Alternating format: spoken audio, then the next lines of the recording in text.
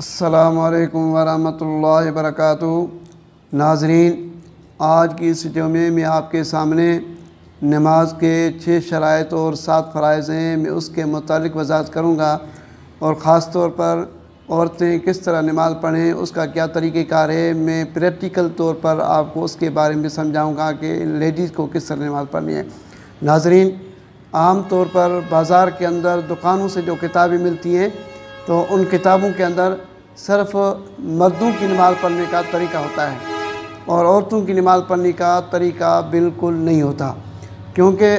عورتوں کی نماز پڑھنے کا طریقہ کم کتابوں ملتا ہے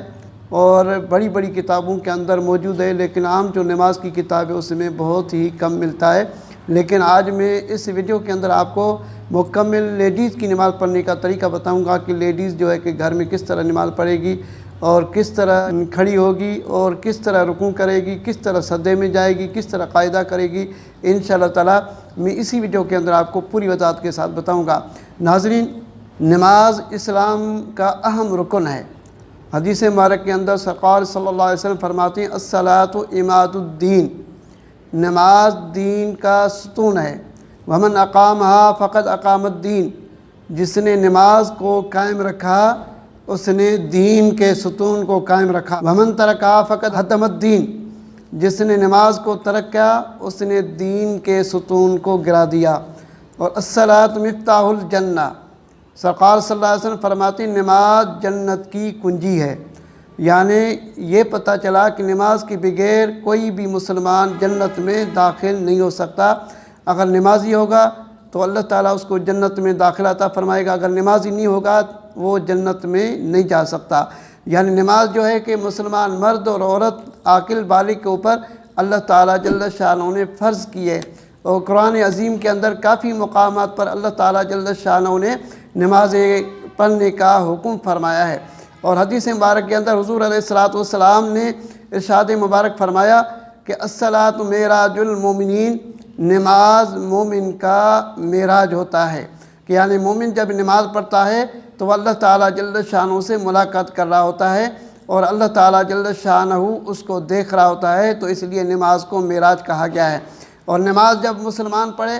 چاہے مرد پڑھے چاہے عورت پڑھے، تو نماز کے دوران اپنے ذہن کے اندر یہ خیال لے آئے، یہ تصور لے آئے کہ اللہ تعالیٰ مجھے دیکھ رہا ہے، میں اللہ تعالیٰ کی دربار میں سامنے اس کی عبادت اور اس کی نماز پڑھ رہا ہوں یا پڑھ رہی ہوں، یعنی یہ تصور کرے کہ اللہ تعالیٰ جل شانہ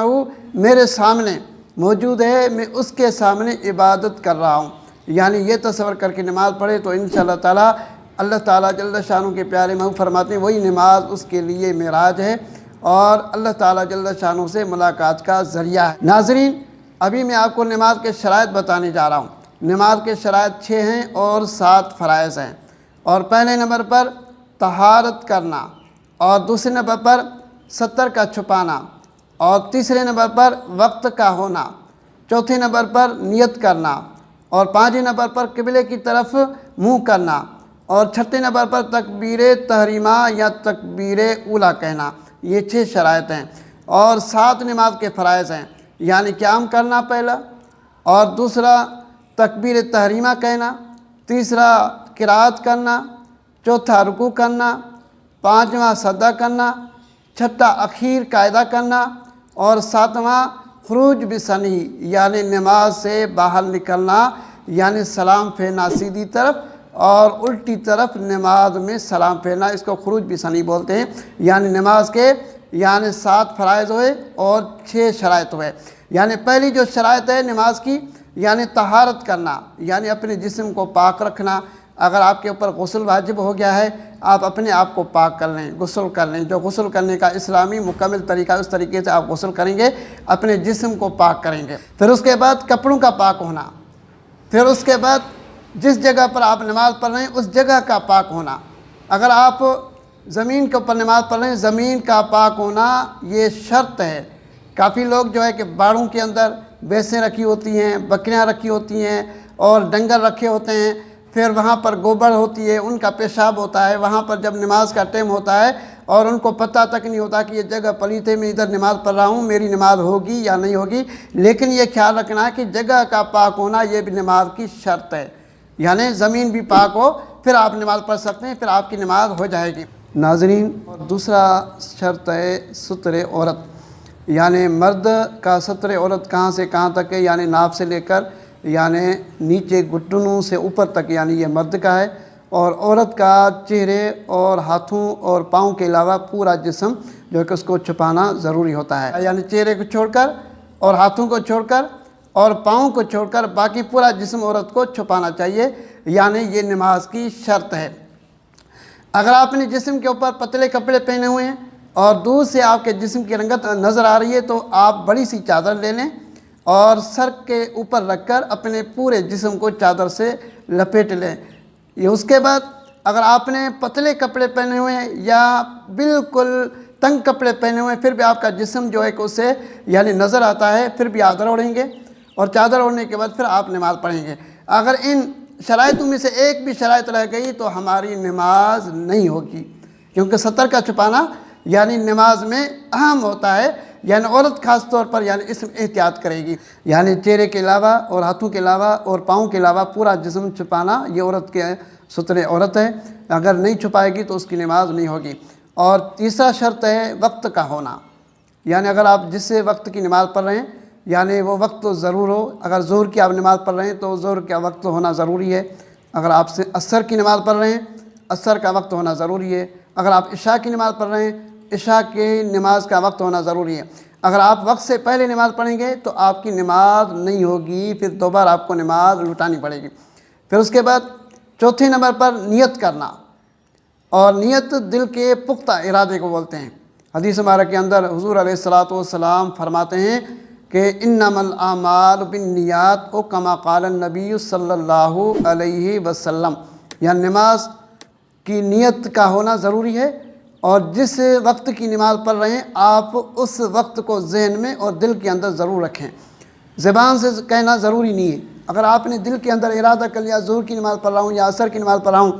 یا مغرب یا عشاء کی نماز پڑھ رہا ہوں تو ارادہ کر کے آپ نے اگر نماز پڑھی تو آپ کی نماز ہو جائے گی۔ پانچویں نمبر پر ہے قبلے کی طرف رخ کر کے نماز پڑھنا، یعنی زمین کے اوپر آپ دنیا کے کسی بھی کونے میں اگر آپ کھڑے ہیں اگر آپ نماز پڑھ رہے ہیں تو آپ اپنے چہرے کو قبلے کی طرف کریں گے، یعنی کھانے کا کی طرف منہ کر کے نماز پڑھیں گے، پھر آپ کی نماز ہوگی۔ پھر چھٹی شرط کون سی ہے؟ یعنی تکبیر تحریمہ لگانا، جس کو تکبیر اولیٰ بھی بولتے ہیں، یعنی نماز شروع کرنے سے پہلے جو پہلی تکبیر لگائی جاتی ہے اس کو تکبیر اولیٰ بھی کہتے ہیں اور تکبیر تحریمہ بھی کہتے ہیں۔ یہ ہوئی نماز کے 6 شرائط۔ ابھی نماز کے 7 فرائض ہیں۔ 7 فرائض کون سے؟ پہلا قیام کرنا، یعنی نماز شروع کرنے سے پہلے کھڑا ہونا۔ کافی لوگ جو ہے کہ یعنی کھڑے ہونے کی طاقت بھی ہوتی ہے پھر بھی جو ہے کہ بیٹھ کر نماز پڑھتے ہیں، ان کی نماز نہیں ہوتی، کیونکہ نماز کے اندر یعنی کھڑا ہونا قیام کرنا یہ فرض ہے۔ یعنی اگر آپ کو کھڑے ہونے کی طاقت ہے تو آپ کھڑے ہو کر نماز پڑھیں گے، اگر آپ کو کھڑے ہونے کی طاقت نہیں ہے، آپ مجبور ہیں، آپ بیمار ہیں، آپ کمزور ہیں، اگر کھڑے ہوں گے تو آپ گر جائیں گے تو پھر شریعت کے اندر اجازت ہے آپ بیٹھ کر نماز پڑھ سکتے ہیں۔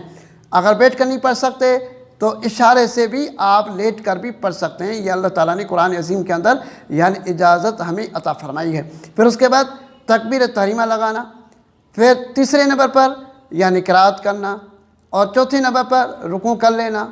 اور پانچویں نمبر پر دونوں سجدے کرنا، اور چھٹے نمبر پر آخری قاعدہ کرنا،